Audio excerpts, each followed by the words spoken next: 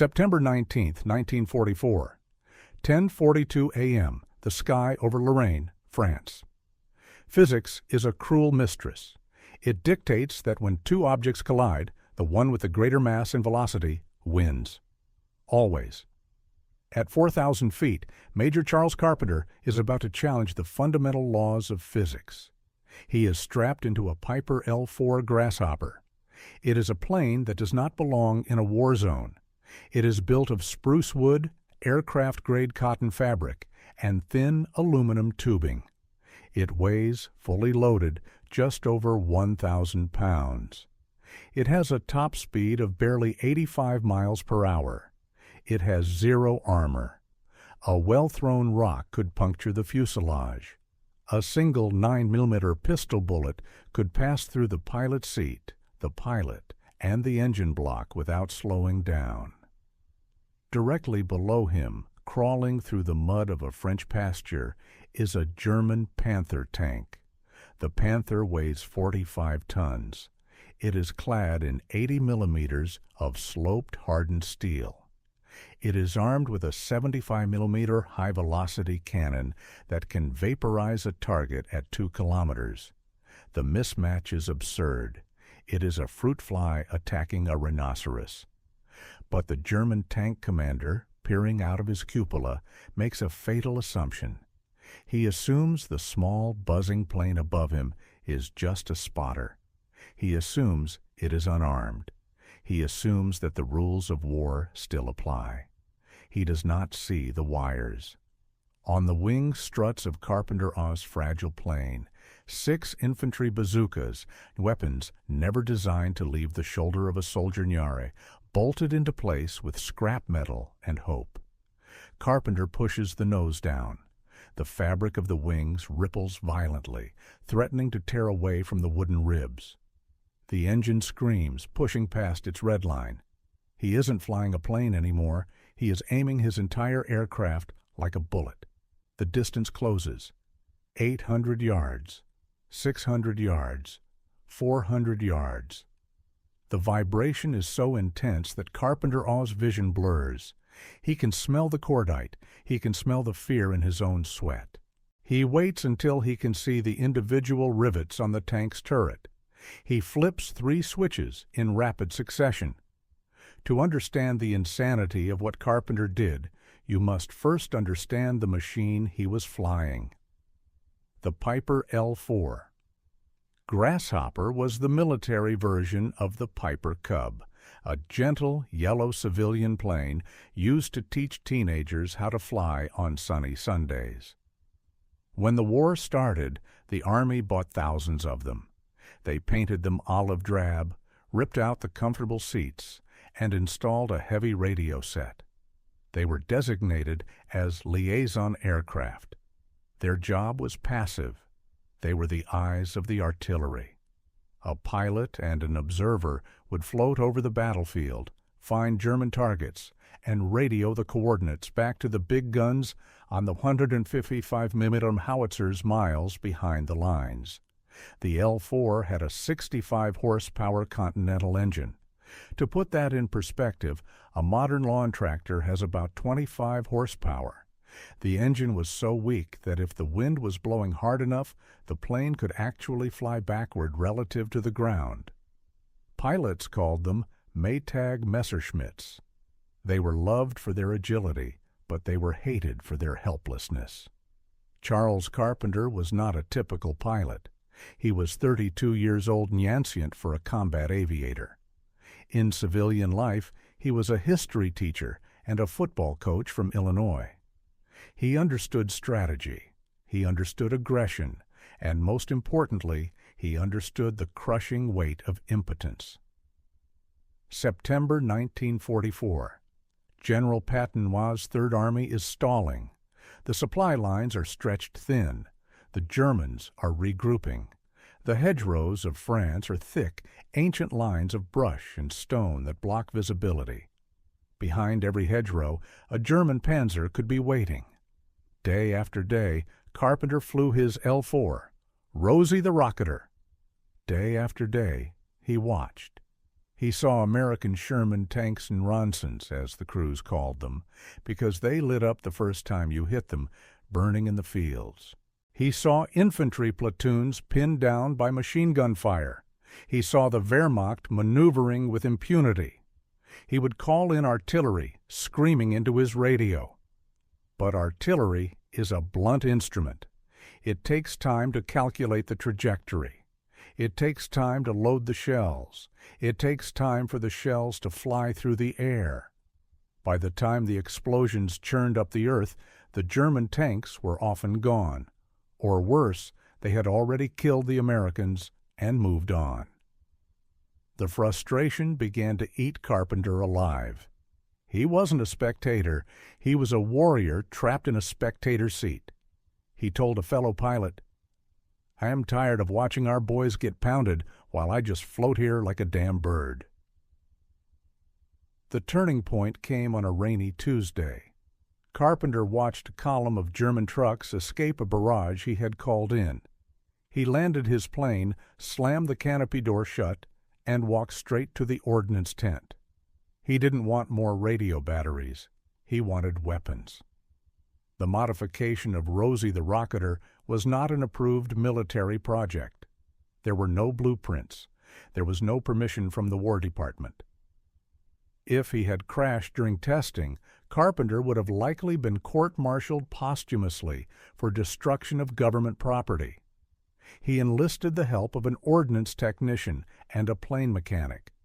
The idea was simple, but the engineering hurdles were massive. The weapon was the M1 Bazooka. It was a steel tube roughly 5 feet long, firing a 2.36-inch shaped charge rocket. The rocket used the Monroe effect cone of copper inside the warhead would collapse upon impact, creating a jet of molten metal moving at 25,000 feet per second. This jet could punch through 3 inches of armor plate, but the bazooka was designed to be fired by a man standing on the ground. It had a trigger, a battery, and sights. How do you mount that to a fabric airplane wing? The first problem was the mount itself. The wing struts of an L-4 are streamlined steel tubes. You can't weld to them without weakening the metal. Carpenter and his crew found scrap metal clamps likely from a Jeep or a truck exhaust system and fashioned crude brackets. They lashed the bazookas to the struts, 3 on the left, 3 on the right. They had to align them perfectly parallel to the line of flight. If the tubes were angled even 1 degree off, the rockets would fly wide. They used a simple carpenter's level and a string to align the tubes with the plane center line. Next came the ignition. The M1 Bazooka used a small dry cell battery in the wooden stock to fire the rocket. That wouldn't work in the air. Carpenter stripped the firing mechanisms out of the bazookas. He ran 20 feet of insulated copper wire and standard rating wire from the wing struts along the fuselage and through a hole drilled in the plexiglass window. Inside the cockpit, it looked like a mad scientist's experiment. Carpenter mounted a row of 6 toggle switches on a piece of plywood near his left knee. He wired them into the plane's own electrical system. Then there was the physics of weight and drag. This was the killer.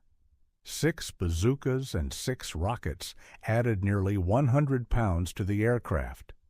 But worse than the weight was the drag. The tubes were aerodynamic nightmares. They disrupted the airflow over the wings, reducing lift and increasing the stall speed. When the mechanics finished, Rosie the Rocketer looked ridiculous.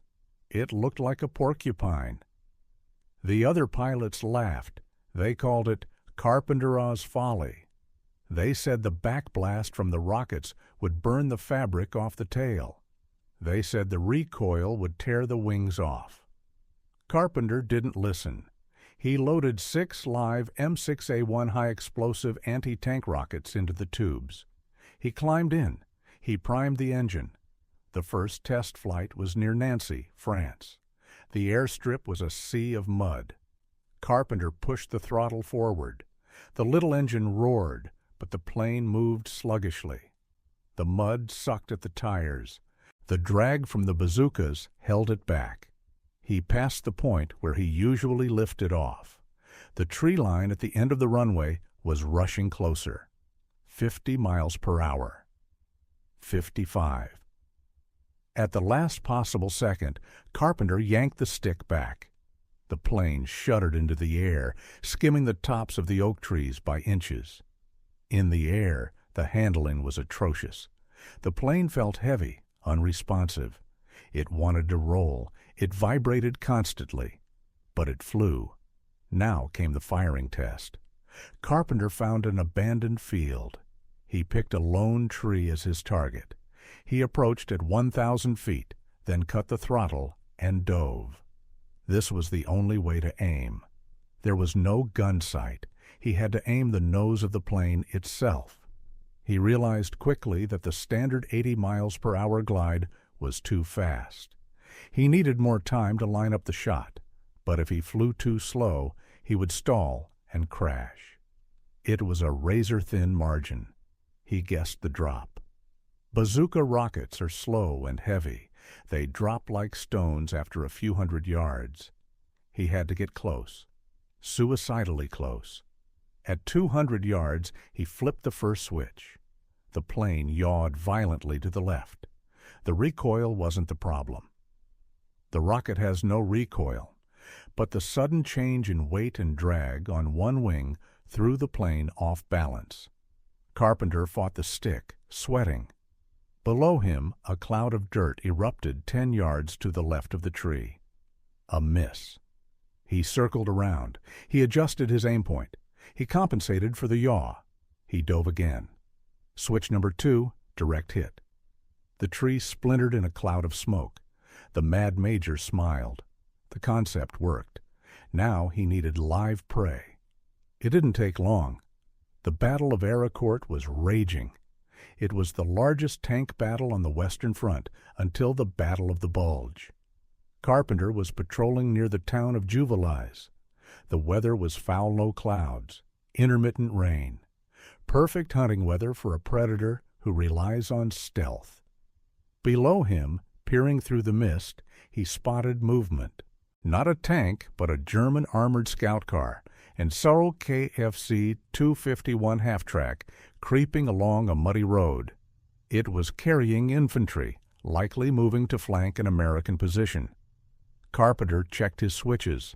All 6 armed. He didn't radio for artillery. This was personal. He dropped Rosie down to treetop level. This was the most dangerous place to be. At this altitude, every German soldier with a rifle could take a shot at him.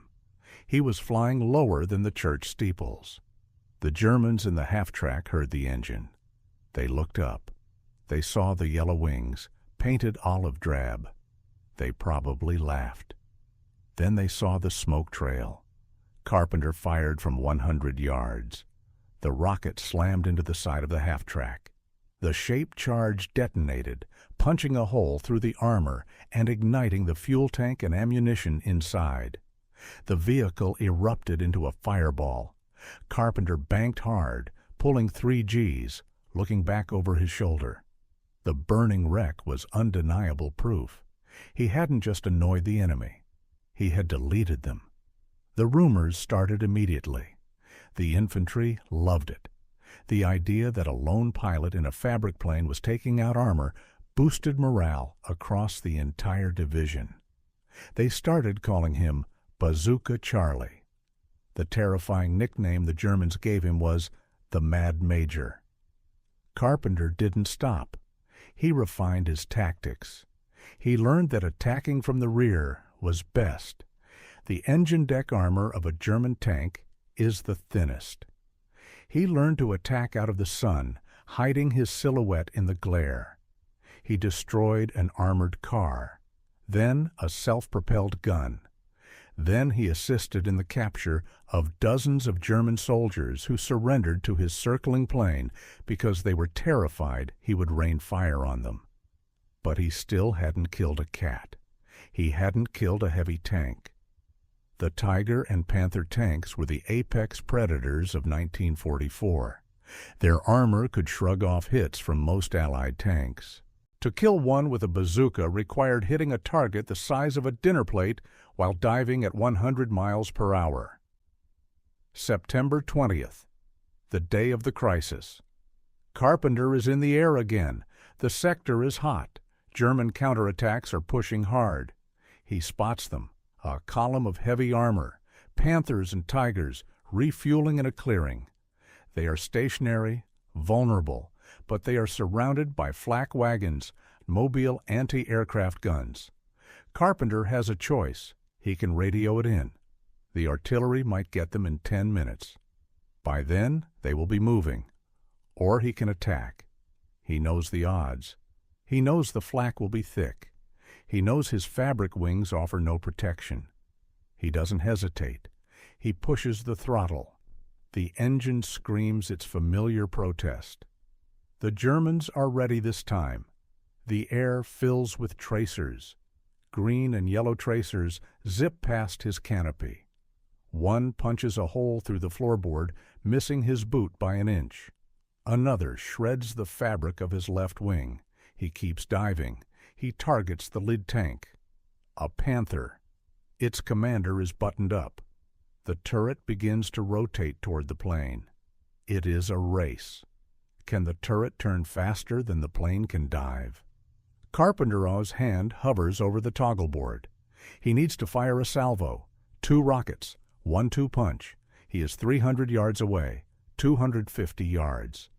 The muzzle of the tank's coaxial machine gun flashes. Carpenter flips the switches. A loud click. Silence. No whoosh. A misfire. The damp French weather has struck again. The electrical contacts are wet. Carpenter is now 150 yards from a German heavy tank diving at terminal velocity, with no weapons, no armor, and a cockpit filling with the smell of ozone and fear.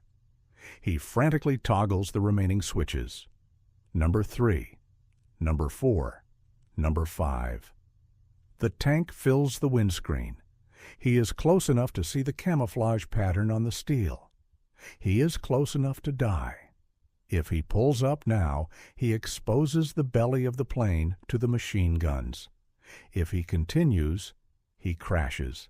He screams a curse that is lost in the roar of the engine and flips the final switch on switch number 6. The last rocket. O, yo, oya, oya, we, oas, año, ye, oi, 50%, enyo, ye.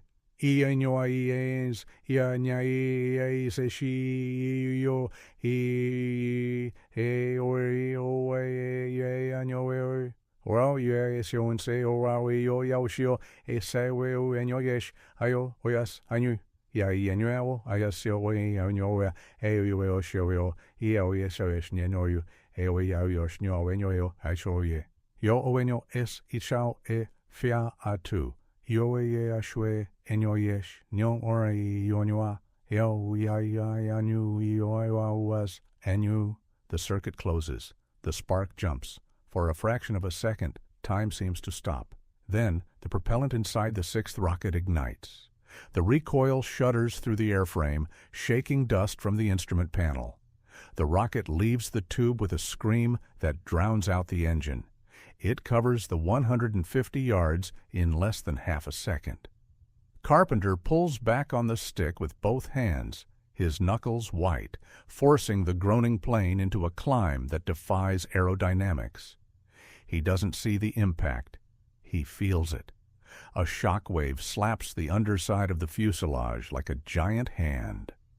Behind him, the shaped charge strikes the Panther tank exactly where the turret meets the chassis, the turret ring. It is the one weak spot on a monster designed to be invincible. The jet of molten copper punches through the steel. It ignites the ammunition storage inside. The tank doesn't just explode, it disintegrates. The turret, weighing nearly 10 tons, is lifted into the air by the force of the blast, flipping over and landing in the mud with a sound like a collapsing building. The crew never had a chance. Carpenter levels out at 500 feet, gasping for air, his heart hammering a frantic rhythm against his ribs. He looks back. A pillar of oily black smoke marks the spot. He has just killed a heavy tank with a fabric plane. But the victory reveals a terrifying flaw. The misfires. 5 switches had failed. 5 rockets had remained in their tubes. If that last switch had failed, Carpenter would be a smear on the German armor. When he lands, he doesn't celebrate. He goes straight to the mechanics. The problem, they realize, is the batteries. The standard dry cell batteries from the bazookas can't handle the cold air at altitude. They lose charge. The wiring is also too thin. The resistance is too high. Carpenter realizes he needs more power. He needs to bypass the batteries entirely. He rips out the wiring harness. He finds a heavy-duty magneto generator used in vehicle engines and wires it directly into the cockpit. Now, when he flips a switch, he isn't relying on a weak chemical reaction. He is sending a direct surge of electrical current from the plane warrior's own power supply to the rocket. He tests it on the ground. The rockets fire instantly, no delay, no clicks, just fire. He repaints the nose of Rosie the Rocketer. He adds a shark mouth similar to the flying tigers in China. It is psychological warfare. He wants the Germans to know who is coming. The winter of 1944 brings snow and brutal fighting. The Battle of the Bulge begins. The sky is often too gray for high-altitude bombers, but it is perfect for Carpenter. He flies lower than anyone else dares. He becomes a ghost. He develops a technique called the pop-up. He flies at ground level, using the hedgerows and trees as cover, hiding from the German anti-aircraft guns. When he spots a target, he pulls up sharply, climbing to 300 feet, fires his rockets in a steep dive, and then disappears back behind the trees before the enemy can rotate their guns. It is a tactic that attack helicopters will use decades later in Vietnam and Iraq. Carpenter is inventing it on the fly in a plane made of wood. His aggression begins to infect the other pilots. They see his kill-marking small white tanks painted on the side of his fuselage. They see the respect the infantry gives him. Soon, other L-4 pilots are strapping bazookas to their struts. But none have Carpenter's killer instinct. He isn't just suppressing the enemy, he is hunting them. On one sortie, he spots a German column pinned down by American artillery, but refusing to surrender. He dives, firing his rockets not at the tanks, but into the trees above them, showering the infantry with shrapnel. Then he cuts his engine, gliding silently over their heads, and yells out the open window, "Surrender, or I will call the big guns back." The terrified Germans throw down their weapons. A guy in a Piper Cub just captured 40 soldiers. By the spring of 1945, the Allies are pushing into Germany. The resistance is desperate. Carpenter is tired. The vibration of the plane, the constant adrenaline, the freezing cockpit knit takes a toll on the human body. He is diagnosed with Hodgkin's disease, a cancer that might have been aggravated by the stress, but he refuses to stop flying. He wants to see the end. His final tally is verified by ground troops and gun camera footage. It is a number that seems impossible for a liaison pilot. He has destroyed 6 German tanks, including 2 heavy Tigers. He has destroyed dozens of armored cars and trucks. He has been credited with killing or wounding hundreds of enemy combatants. He did this without a targeting computer, without armor, and without heavy cannons. He did it with a plane that cost less than a Cadillac and weapons meant for foot soldiers. When the war ends in May 1945, Rosie the Rocketer is battered. The fabric is patched in 100 places where shrapnel and bullets pass through. The engine is worn out. but the bazooka mounts are still there, rusted and scorched. Major Charles Carpenter is awarded the Silver Star and the Air Medal with oak leaf clusters. He goes back to being a history teacher. He rarely speaks about the war. He dies in 1966, a quiet man who once strapped rockets to a kite and fought the Wehrmacht. History is filled with stories of superweapons: the atomic bomb, the jet fighter, the V-2 rocket. But the story of the Mad Major proves that the most dangerous weapon in war is not technology. It is human ingenuity pushed to the brink of madness. It is the realization that if you have a wrench, a wire, and enough courage, you can turn the hunted into the hunter.